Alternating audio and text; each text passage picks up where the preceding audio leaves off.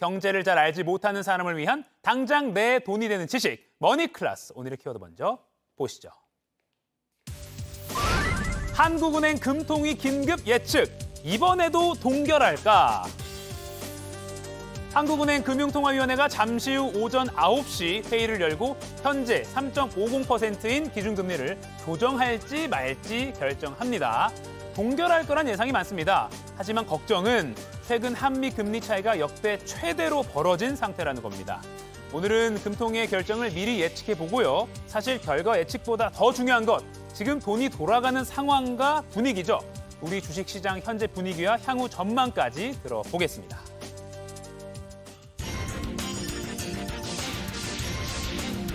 경제의 맥을 짚어주는 도사님, 정철진 경제평론가와 함께 오늘도 맥 한번 짚어보겠습니다. 안녕하세요. 네, 안녕하십니까. 네. 우리나라 기준금리 오늘 또 어떻게 될지 기대가 되는데 3번 연속 동결할 거라는 전망이 우세한 거죠. 그렇습니다. 네. 이제 몇 시간 후에 한국은행 금융통화위원회가 열리게 되는데요. 네네. 현재 시장 반응은 거의 90% 이상 이번에도 또 동결할 것이다. 네. 라는 이제 그런 전망이 높습니다. 네. 한국은행이요, 이제 금리, 이 통화 정책을 통해서 신경 쓰는 것이 크게 3가지가 있습니다. 네, 3가지. 첫 번째는 누가 뭐래도 물가고요. 두 번째가 경제 성장. 네. 세 번째가 환율로 대표되는 이제 외환인데요. 네. 이 중에 가장 집중하는 것이 역시 물가죠. 중앙은행은 물가 잡는 데 포커스를 맞추게 되는데 네. 현재 만족스럽지는 않지만 3.7%까지 물가 상승률이 떨어지지 않았었습니다. 네. 아마 이런 점이 금리 동결에 큰 영향을 주지 않을까 생각해 봅니다. 네. 자, 다만 그러나 저희도 여러 차례 말씀드렸듯이 우리가 동결을 하게 되면 우리는 3.5, 그러나 미국의 금리는 이미 5.25까지 올라가 있다. 네. 이 기준금리 역전 현상, 미국이 더 높은데 그 차이도 역대 최대치 아닙니까? 네. 이런 것들은 이제 부담으로 있지 않을까라는 시장의 뭐 그런 우려도 있지만 네네. 한국은행은 일단 동결 쪽을 선택할 가능성이 높습니다. 네. 그 미국도 물가 상승률이 많이 떨어지긴 했지만 연준은 그래도 아직은이라고 해서 계속 조금 올리고 그런 상황이었는데 네. 우리 한은은 대체 뭘 우선시하길래 네. 이번에 동결을 하려는 겁니까? 그렇습니다. 아니 저렇게 금리 차가 벌어졌는데 왜 한국은행은 계속 동결, 금리를 올리지 않을까? 네. 제가 앞서 크게 3가지를 이야기했잖아요. 한국은행은 물가 신경 쓴다, 두 번째 경기 신경 쓴다, 세 번째 외환인데 네. 바로 그때 두 번째 요인이 상당하기 때문입니다. 아하. 자, 물가보다 경기가 문제입니다. 우리나라의 경제 성장률, 또 경제 펀더멘탈이 역설적으로 금리를 올리는 것을 수용할 수 없다. 이렇게 보면 될 것 같은데요. 네. 현재 세계 각종 기관들이 우리나라 성장률 전망치를 낮추고 있을 뿐더러 네. 실질적으로 실은 우리의 경제 성장률이 생각만큼 오르기는커녕 오히려 더 힘들어져 있죠. 여기에 14개월 연속 무역 수지 적자까지 나오고 있어서 여기 보면 점점 다 하향 조정을 하고 있고요. 네. 현재 한국은행은 올해 경제 성장률 전망을 1.6%로 봤는데 오늘 아마도 하향 조정, 여기 물음표는 찍혀 있지만 네네. 한 1.5 혹은 1.4까지도 낮출 가능성이 높다라고 볼 수가 있을 것 네. 같습니다. 자, 예. 수출도 부진하고 맞아요. 네. 근데 다만 이 대목에서 이런 생각할 수 있죠. 아니 그러면 성장률을 낮췄으면 네. 금리를 동결이 아니라 아예 인하까지 해야 되는 것 아니야? 그래야 이게 맞지 않습니까? 네. 근데 이 점에 대해서 한 이틀 전이었나요? 이창용 한국은행 총재가 약간 운을 뗐습니다. 물가가 떨어지긴 떨어졌으나 아직 가야 할 길이 멀기 때문에 네. 인하까지는 아니야. 아마 이런 뉘앙스를 보여줬기 때문에 하향 조정, 경제 성장률을 낮추지만 역시 금리는 동결하는 선택이 가능성이 있다. 이렇게 보여드립니다. 네. 아무리 경기가 문제라지만 사실은 원화 가치가 떨어질 우려도 있고요. 주식시장 위축이 될 수 있을 것 같기도 하고요. 네.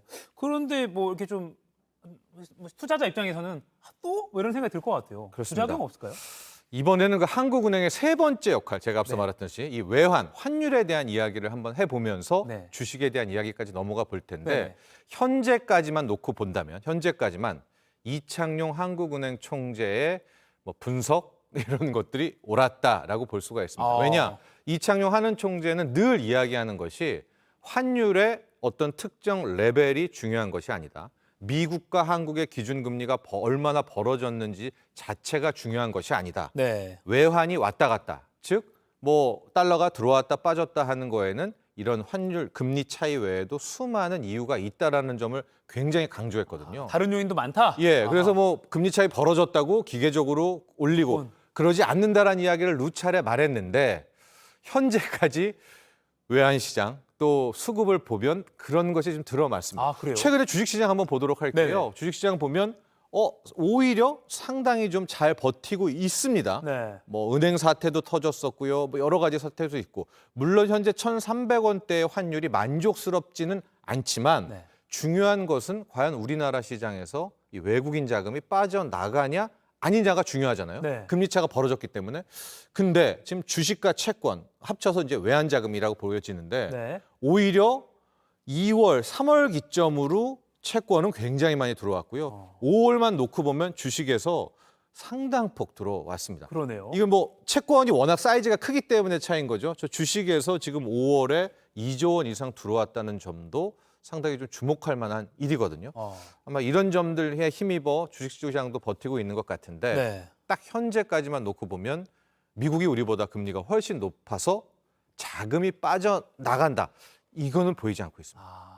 제 머릿속에 경알못이라는 줄 몰라도 네. 그 공식이 들어있어서 네. 당연히 그렇게 우려가 됐는데 네. 꼭 그런 게 아닐 수 있다라는 것도 수치로는 일단 좀 입증이 경향이 좀 드러나네요. 그렇습니다. 알겠습니다. 그리고 또 제롬 파월 미 연준 의장도 뭐 다음 달에 이제 뭐 동결 가능성 네. 뭐 언급을 좀 한 것도 있죠. 그렇죠. 컨퍼런스에서 이야기도 했었고요. 네. 이제 현재 연준 위원들은 돌아가면서 아니야.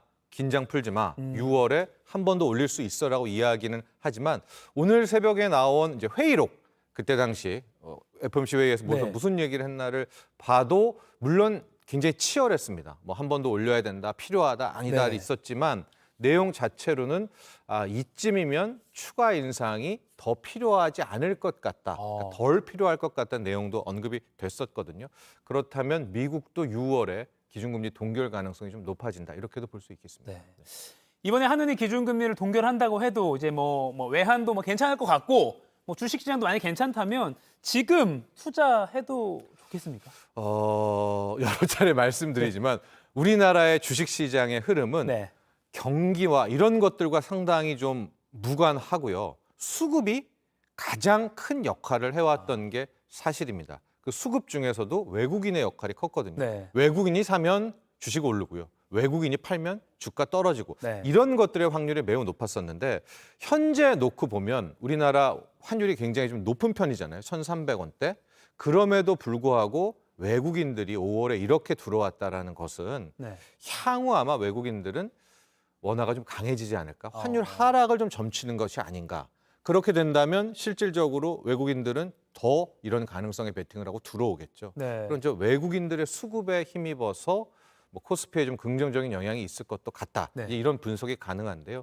그래서 지금부터는 하나만 놓고 본다면 매일매일 외국인들의 네. 수급 동향을 좀 체크해 보면 좋을 것 같다라는 말씀을 드리고 또 여러 차례 말씀드렸지만 금리 인하는요. 오히려 주식시장에는 독이라고 할 수 있습니다. 그러니까 과거의 주가와 금리를 보면 금리 인상기에 주식도 따라서 힘겹지만 올라가지 네. 금리를 인하했다는 사실 자체는 이미 경기는 망가졌고 이미 주식도 탄력을 잃었다는 뜻이기 때문에 지금 이제 동결을 하잖아요. 네네. 동결부터 쭉 가서 언젠가 인하를 할 텐데 네. 그 사이 정도의 흐름에 우리가 주목할 필요가 있다. 이런 말씀도 전해드립니다. 아까 조언이 또 외국인 흐름 네. 매일매일 체크해봐라라는 네. 조언도 해주셨고요. 끝으로 2주 전에 네. 그 미국의 구체 한도 협상 그 독특한 그 문화를 설명을 잘 해주셨는데 지금 또 뭐 뉴스 보니까 계속 난항이다. 네. 뭐 메카시 뭐 의장과 뭐 바이든 대통령이 만났는데 뭐 안 된다 계속 그런 뉴스만 나오더라고요. 네. 이것 때문에 또 뉴욕 증시도 오늘 빠졌던데 네. 앞으로 우리 주식 시장에는 요게 좀 어떤 영향을 주게 될까요? 그러니까 이제 좀 조심해라. 네. 이제 비관론자라고 하죠. 이제 이분들이 여러 가지 이유 중에 하나가 방금 말씀하신 그 미국의 국채 디폴트 문제, 네. 법정 채무 한도의 협상 문제가 이게 시한폭탄이 될 것이다. 이런 이야기들을 좀 이제 많이 하시는데 얼마 안 남았잖아요. 6월 1일. 근데 지금 문제가 네네. 이게 시한폭탄이든 아니든 나쁜 점 하나가 있습니다. 네. 불확실성의 기간이 좀 더 길어질 것 같아요. 그게 무슨 얘기냐면 방금 우리 앵커도 6월 1일이라고 이야기를 했지 않습니까? 근데 6월 1일이면 이게 뭐 좋든 나쁘든 거기서 불확실성은 끝나야 되잖아요. 네. 그런데 지금 미국에서 나오는 이야기가 6월 1일은 아니야. 미국의 정부의 가용 자금이 있어. 네. 6월 15일까지는 이래저래 국채 이자 줄 수 있어. 뭐 어떤 기관에서는 7월까지도 미국 정부 돈이 있어. 아하. 이러면서 오히려 그 기간을 뒤로 미루려는 좀 그런 움직임이 있거든요. 네. 그러면 이게 협상이 되든 안 되든 뭐 디폴트가 있든 없든 불확실성의 기간은 상당히 길어지기 때문에 네. 이것은 오히려 투자적 관점에서 보면 악재라고 볼 수 있겠죠. 혼란만 길어지면 좋을 게 없잖아요. 맞아요. 근데 그거가 지금 예측이 되고 있다. 그렇습니다. 쉽지 않네요. 여기까지 미국 상황까지 체크해봤습니다. 머니클래스 정철진 경제평론가 얘기 나눠봤습니다. 고맙습니다. 감사합니다.